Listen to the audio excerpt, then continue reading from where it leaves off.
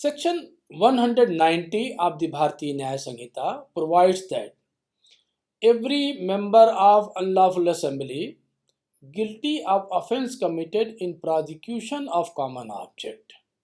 That is, it provides if an offence is committed by any member of an unlawful assembly in prosecution of the common object of that assembly, or such as the members of that assembly knew to be likely to be committed in prosecution of that object, then every person who at the time of the committing of that offence is a member of the same assembly is guilty of that offence.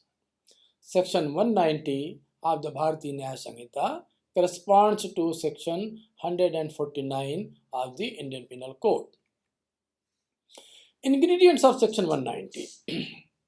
The following are the ingredients of this offence that has to be established in order to bring a case of the accused person within the domain of Section 190 and make him the vicariously liable.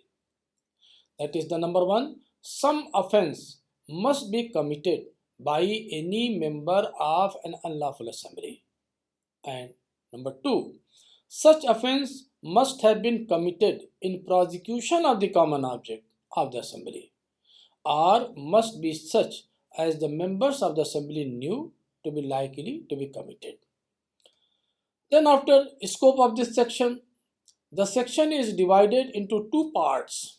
Number one, an offence committed by a member of an unlawful assembly in prosecution of the common object of that assembly, and number two, an offence which the members of that assembly knew to be likely to be committed, the prosecution of the common object.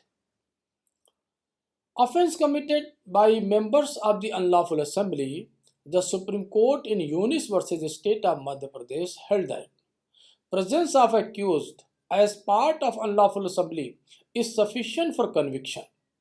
The fact that accused was a member of unlawful assembly and his presence at the place of occurrence has not been disputed is sufficient to hold him guilty even if no overt act is imputed to him. It was held in Mahmood versus State of Uttar Pradesh that once it is established that a person was a member of an unlawful assembly, the prosecution need not establish any specific overt act to any of the accused for fostering of liability with the aid of Section 149 IPC or Section 190 of the Bharatiya Nyaya Samhita. Further, it was held in Ram Dular Rai versus State of Bihar that mere presence in unlawful assembly cannot render a person liable unless he was actuated by common object, and that object is one of those set out in Section 141 of the Bharatiya Indian Penal Code or Section 189 subsection 1 of the Bharatiya Nyaya Samhita 2023.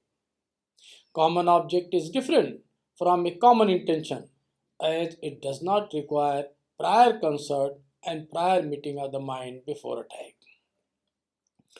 It was further held in Ram Dular Rai versus State of Bihar that a common object may be found by express agreement after mutual consultation, but that is by no means necessary. It may be at any stage by all or a few members of the assembly, and the other members may just join and adopt it. Once formed, it need not continue to be the same. It may be modified or altered or abandoned at any stage. The expression in prosecution of common object is appearing in Section 149 of the Indian Penal Code, that is Section 119 of the Bharatiya Nyaya Samhita, have to be strictly construed as equivalent to in order to attain the common object. It must be immediately connected with the common object by virtue of the nature of the object. There must be community of object, and the object may exist only up to a particular stage and not thereafter. Further, we have seen that mere presence in the unlawful assembly cannot render a person liable unless he was actuated by common object, and that object is one of those set out in section 141 of the Indian Penal Code, that is section 189 of subsection 1 of the Bharatiya Nyaya Samhita. Common object is different from a common intention, as it does not require prior concert and common meeting of the mind before attack. It was also held that Section 149 Indian Penal Code applies when presence of five or more than five persons is established, but only four are identified. Section 149 IPC does not require that all the five persons must be identified. Non-identification of some of the persons where presence of more than five persons is established does not in any way affect applicability of Section 149 of the Indian Penal Code. In the state of Karnataka versus Chikkahotappa, it was observed that Section 149 of the Indian Penal Code consists of two parts. The first part of the section means that the offense to be committed in prosecution of the common object must be one which is committed with a view to accomplish the common object. In order that the offense may fall under the first part, the offense must be connected immediately with the common object of the unlawful assembly of which the accused was a member. Even if the offense committed is not in direct prosecution of the common object of the assembly, it may yet fall under section 141 Indian Penal Code, that is section 189 subsection 1 of the Bharatiya Nyaya Samhita. If it can be held that the offense was such as the member knew was likely to be committed, and this is what is required by the second part of the section. The distinction between the two parts of the section 149 IPC cannot be ignored or obliterated. In every case, it would be an issue to be determined whether the offense committed falls within the first part or it was an offense such as the members of the assembly knew to be likely to be committed in prosecution of the common object and falls within the second part. In this case, the accused persons allegedly formed unlawful assembly and assaulted deceased with matches, etc. There were three injuries on head, and most of them were deep incised wounds of varying size. Additionally, multiple fractures on the base of occipital bone were noticed. Intention of assailant, as established by the evidence of witnesses, was to cause death of the deceased and not to cause grievous injury. Accused persons were therefore held liable to be convicted under section 302 read with section 149 Indian Penal Code, that is section 103 subsection 1 read with section 190 of the Bharatiya Nyaya Samhita, instead of section 326 read with section 149 and 148 IPC, that is section 118 subsection 2 read with section 190 or 191 subsection 3 of the Bharatiya Nyaya Samhita. It was also pointed out in this case that it is not necessary under the law that in all cases of unlawful assembly with an unlawful common object, same must be translated into action or be successful. Under the explanation to section 141 Indian Penal Code, an assembly which was not unlawful when it assembled may subsequently become unlawful. It is not necessary that the intention or the purpose which is necessary to render an assembly an unlawful one comes into existence at the outset. The time of forming an unlawful intent is not material. An assembly which, at its commencement or even for some time thereafter, is lawful may subsequently become unlawful. In other words, it can develop during the course of incident at the spot, that is, at the very instant. It was also made clear that the expression in prosecution of common object as appearing in section 149 Indian Penal Code have to be strictly construed as equivalent in order to attain the common object. It must be immediately connected with the common object by virtue of nature of object. The word object means the purpose or design, and in order to make it common, it must be shared by all. It may be formed at any stage by all or a few members. It may be modified or altered or abandoned at any stage. Common object may be formed by express agreement after mutual consultation, but that is by no means necessary. The effect of section 149 IPC may be different on different members of the same assembly. It was also made clear that common object is determined keeping in view the nature of assembly, arms carried by members, and behaviors of members at or near scene of incident. Common object is different from common intention. It does not require, that is, common object does not require a prior concern and a common meeting of minds before attack. In section 149 Indian Penal Code, the emphasis is on common object and not on common intention. Furthermore, mere presence in unlawful assembly cannot render a person liable unless he was actuated by common object. If common object of unlawful assembly is not proved, accused cannot be convicted. In order to convict a person under section 149 Indian Penal Code, only membership of unlawful assembly is not enough. The person should have understood that assembly was unlawful and was likely to commit any of the acts which fall within the purview of section 141 of IPC. In prosecution of the common object. In prosecution of the common object do not mean during the prosecution of the common object of the assembly. The words in prosecution of the common object show that the offense committed was immediately connected with the common object of the unlawful assembly, of which the accused were members. The act must be such as have been done with a view to accomplish the common object attributed to the members of the unlawful assembly. The words in prosecution of the common object have to be strictly construed as equivalent to in order to attain common object.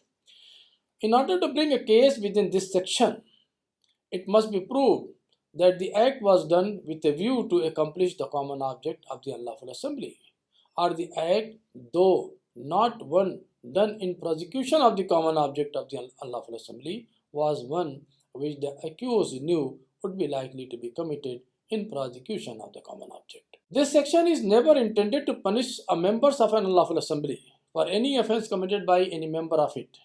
What is required to punish any member for an offense committed by any other members of the assembly is that it must have been committed in prosecution of the common object of the assembly, and that the person sought to be punished must have been a member of the assembly at the time of the commission of the offense. Accordingly, it must be proved in each case that the person concerned was not only a member of the unlawful assembly at some stage, but shared the common object of the assembly at all the crucial stages. The sharing of common object would, however, not necessarily require the member present and sharing the object to engage himself in doing an overt act. Therefore, the section is inapplicable in a case of sudden mutual fight between two parties.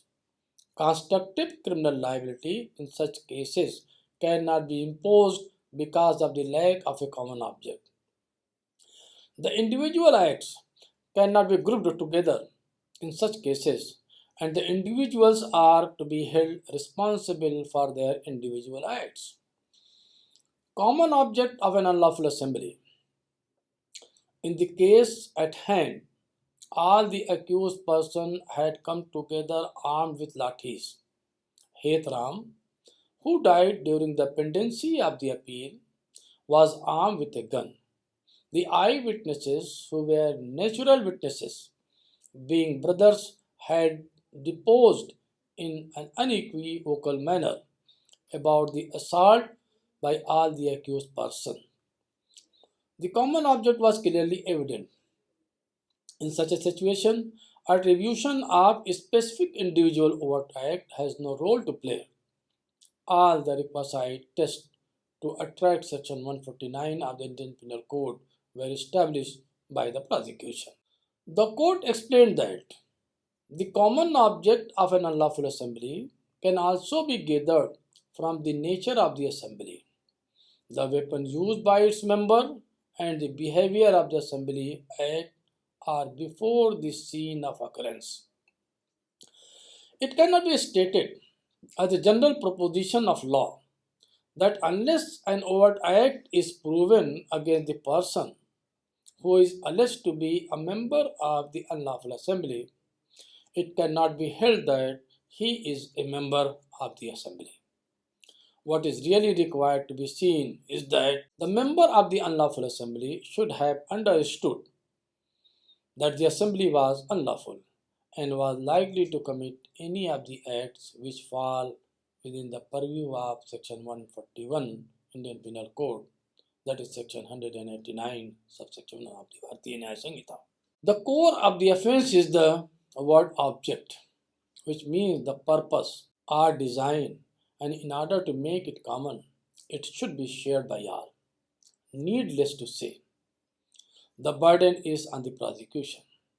It is required to establish whether accused persons were present and whether they shared the common object. It is also an accepted principle that number and nature of the injuries is a relevant fact to deduce that the common object has developed at the time of incident. Members knew to be likely. The second part relates to a situation where the members of the assembly knew that the offense is likely to be committed in prosecution of the common object. A thing is likely to happen only when it will probably happen or may very well happen.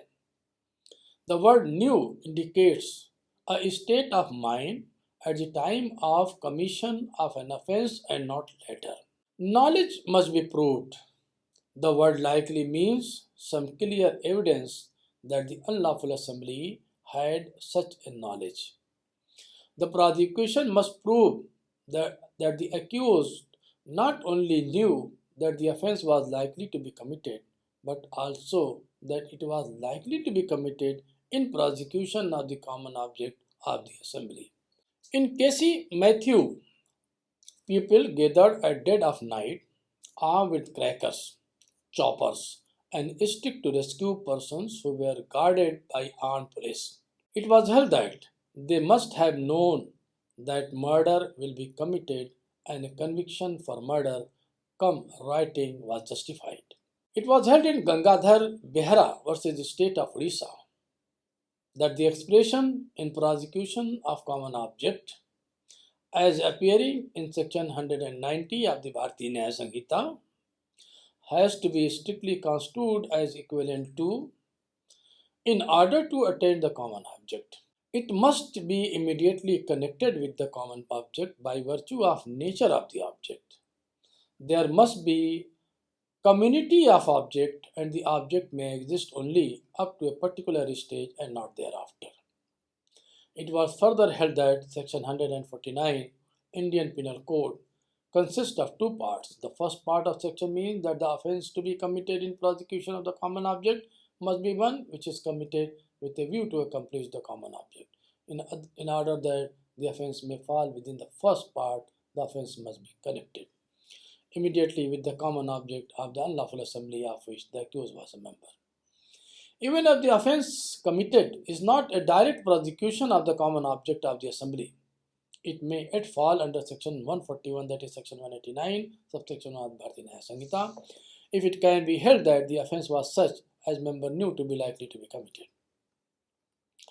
It was made clear that though No hard and fast rule can be let down under the circumstances from which the common object can be called out.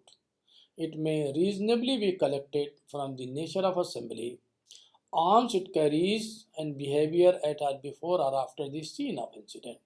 The word new, used in the second branch of this section, implies something more than a possibility, and it cannot be made to bear the sense of might have been known. Positive knowledge is necessary. Then overt act by all members not necessary. In Ramchandra and others versus etc. versus State of Kerala, 17 accused gathered at the residence of accused number 1, waited for appropriate time, knowing it well that injured witness would return from temple. Immediately after seeing him, accused number 1 shouted, "Chase him, chase him." Before injured witnesses could enter the house, he was inflicted injuries by accused number 1 with sword stick. Accused appellant broke open door and caused injuries of very serious nature to him and left him under the impression that he had died. The accused were having one sword stick, two choppers, one knife, and 12 iron rods. All these weapons were used by them for committing offences and causing injuries to victims. Deceased received as many as 30 injuries. Circumstances show that appellant had participated to prosecute a common object. It was held in this case that offence was committed by a member of an unlawful assembly, though not in prosecution of common object, yet can fall under second part of section 149 IPC, that is section 190 of the Bharatiya Nyaya Samhita. If it can be held that offence was such as members knew was likely to be committed, expression no does not mean a mere possibility such as might or might not happen. However, once it is established that the unlawful assembly had common object, it is not necessary that all persons forming the unlawful assembly must be shown to have committed some overt act. For the purpose of incurring the vicarious liability under the provision, the liability of other members of the unlawful assembly for the offence committed during the occurrence rests upon the fact whether the other members knew beforehand that the offence actually committed was likely to be committed in prosecution of the common object. It was also held that in case of an offence committed by a member of unlawful assembly, common object may form on the spur of moment. Prior consent in the sense of meeting of members of unlawful assembly is not necessary. It is enough if it is adopted. Five or more persons. For the application of this section, it is essential to prove that there were at least 5 persons sharing the common object.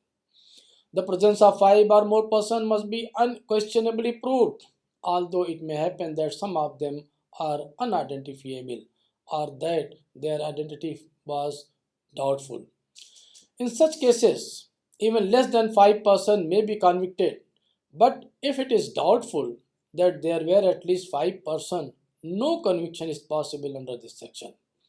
Once it is shown that an offence has been committed by some members of an unlawful assembly in prosecution of the common object, then whether the principal offender has been convicted for that offence or not, the other members may be punished, provided they are found to have had the necessary intention or knowledge.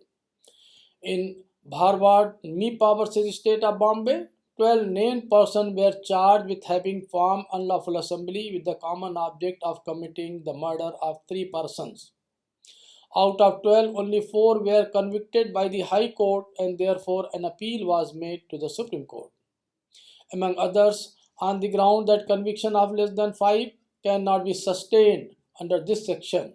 In this case, the High Court has reached to the conclusion that though the number of persons comprising the assembly was definitely 5 or more, the identity of all of them was not established and therefore less than 5% were convicted.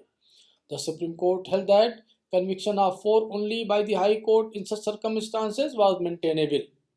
However, in Ramaswamy versus State of Tamil Nadu, the sixth accused person could not be considered confederate in the common object because three of them had been acquitted by trial court. The above principle has been reiterated by the Supreme Court in Dharampal versus State of UP. The Supreme Court held that if the court holds that the assailants were actually five in number, but there could be doubt as to the identity of two of the alleged assailant and therefore acquits two of them. The other will not get the benefit of doubt about the identity of the two accused so long as there a firm finding based on good evidence and sound reasoning that the participants were five or more in numbers. In Kalu versus State of Madhya Pradesh, 27 persons were tried for assaulting complainant. They were carrying various weapons with the common object of causing injury. It was clear from the evidence that more than 5 persons took part in the incident, but only 4 of them were found guilty and convicted. It was held that conviction of 4 only under Section 190 of the Bharatiya Nyaya Sanhita does not mean that there was no unlawful assembly. The mere fact that several accused were acquitted does not enable the 4 who are found guilty to contend that Section 149 IPC is inapplicable. In Jadu Sahini versus State of Bihar, it was held that it cannot be conceived that the unlawful assembly, which grew up spontaneously, had the sole object of causing murders, but it can be ruled instantly that the common object of the assembly was to cause assault on the complainant party. The degree and gravity of the assault would have to be gauged in this background. If then transpires that the sole fatal injury on Ram Udgar Singh, deceased, was attributed to Lakshmi Yadav by means of an arrow, and the sole injury on Bhiku Singh, deceased, was attributed to Jadu Sahini, again by means of an arrow, then the respective arrows were detected on spot by the post-mortem examination of both the deceased. Therefore, it logically follows that Lakshmi Yadav and Jadu Saini were individually guilty of offence under Section 302, read with section of the Indian Penal Code. Convicted for offence of murder, though with the aid of Section 149 IPC, that is Section 190 of the BNS. In Bhagwan Singh versus State of Madhya Pradesh, the accused person were on inimical terms with complainant party and they came on the place of occurrence with some deadly weapons and attacked the complainant party, in which 3 persons were killed. It was held that generally no direct evidence is available regarding the existence of common object, which in each case has to be ascertained from the attending facts and circumstances. When a concerted attack is made on the victim by a large number of persons armed with deadly weapons, it is often difficult to determine the actual part played by each offender and easy to hold that such persons attacking the victim had the common object for an offence which was known to be likely to be committed in prosecution of such an object. It is true that mere innocent person in an assembly of persons of being a bystander does not make such person a member of an unlawful assembly, but where the persons forming the assembly are shown to be having identical interest, in pursuance of which some of them come armed, others, though not armed, would, under the normal circumstances, be deemed to be members of the unlawful assembly. In the present case, the accused person were held to share common object. The Supreme Court in Joseph versus State decided, along with Sham and others versus State and Edwinson and others, reiterated requirement for invoking vicarious liability under section 149 IPC, that is section 190 of the Bharatiya Nyaya Samhita, and held that once the court finds that ingredient of section 149 IPC are fulfilled, every person who at the time of committing that offence will be a member of the unlawful assembly and held guilty of the offence. After that, it will not be open to the court to see as to who actually committed the offence. However, before recording conviction under section 149 IPC, essential ingredient of section 141 IPC, that is section 189 subsection 1 of the Bharatiya Nyaya Samhita, must be established. Whether members of unlawful assembly really had common object to cause offence has to be decided in the light of facts and circumstances of the case, including nature of weapon used by such member, manner and sequence of attack made by these members on victim, circumstances under which the occurrence took place. In the instant case, there was a dispute between the two families with regard to fishing at sea, and appellant Joseph, along with others, had hurled a bomb to kill the opponents. Held common object under section 149 IPC was not proved, hence the appellant, that is accused, could not be convicted under section 302 read with section 149 IPC. Instead, he was convicted under section 302 read with section 109 of the Indian Penal Code, that is section 103 subsection 1 and section 49 of the Bharatiya Nyaya Samhita. Distinction between section 3 subsection 5, that is common intention, and section 190 of the Bharatiya Nyaya Samhita, this is common object.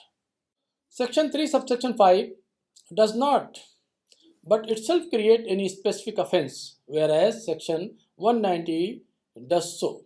Some active participation is essentially in crime involving physical violence is necessary under section 3 subsection 5, but section 190 does not require it, and the liability arises by reason of mere membership of the unlawful assembly with a common object, and there may be no active participation at all in preparation and commission of crime.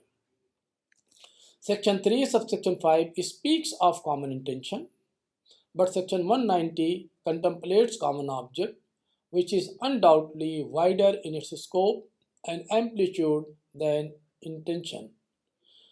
And fourth, section 3 subsection 5 does not fix a minimum number of persons who must share the common intention, whereas section 190 requires that there must be at least 5 persons who must have common object. That is to say that section 3 subsection 5 requires only that there must be at least 2 or more than 2 persons, but section 190 requires that there must be at least 5 persons.